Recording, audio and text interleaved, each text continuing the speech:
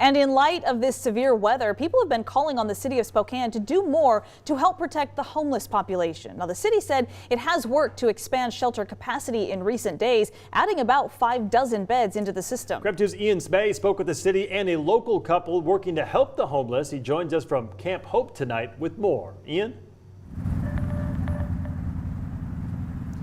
It is still bitterly cold here near Camp Hope between the winds and the low temperatures, and there are still a number of people camping out here just off of 2nd Avenue in East Central Spokane. Now, in addition to the city of Spokane's efforts, I met with one couple earlier today that is taking it upon themselves to help those experiencing homelessness.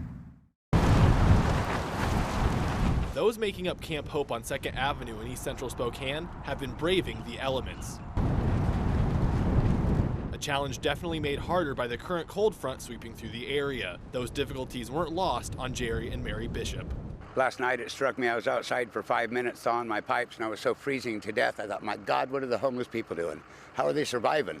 The couple decided to bring supplies to Camp Hope, including firewood, fire pits, hot soup, sleeping bags, and pillows. And these are people. These are someone's mom, someone's dad, someone's daughter, someone's brother.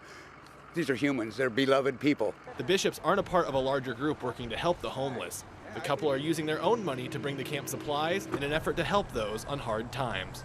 They were so gracious to have some firewood and some hot soup, you know. Very, very gracious, very grateful, you know. And this, you know, there's a lot of people here that they just need a hand, and you know, not everyone here is here by choice. This comes as the city of Spokane said it's worked to expand shelter capacity during the cold snap. City spokesperson Brian Coddington said in the past few days, about 6 beds have been added to the local shelter system. That includes 40 hotel rooms and 16 beds for women between the Union Gospel Mission and Volunteers of America. The Way Out shelter has also been providing 41 beds to ease the strain on the nightly shelter system. We were able to add additional space yesterday, and we're continuing to add space. There are spots in the system that are still unused, and we focused on areas that were historically need areas. Today, the city announced it had explored opening a temporary shelter space at a city roads department property on North Florida Street.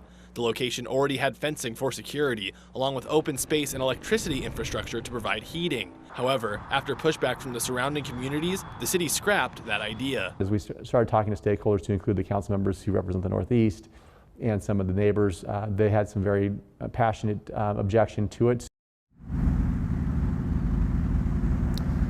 Coddington said pretty much every time the city has explored a new location for a new shelter site, there has been pushback from the surrounding communities. However, he said the city wants to be able to reach an agreement or a compromise with a neighborhood to locate a new shelter. They do not want to force a neighborhood to accept a new facility. Reporting in East Central Spokane, Ian Smay, KREM 2 News.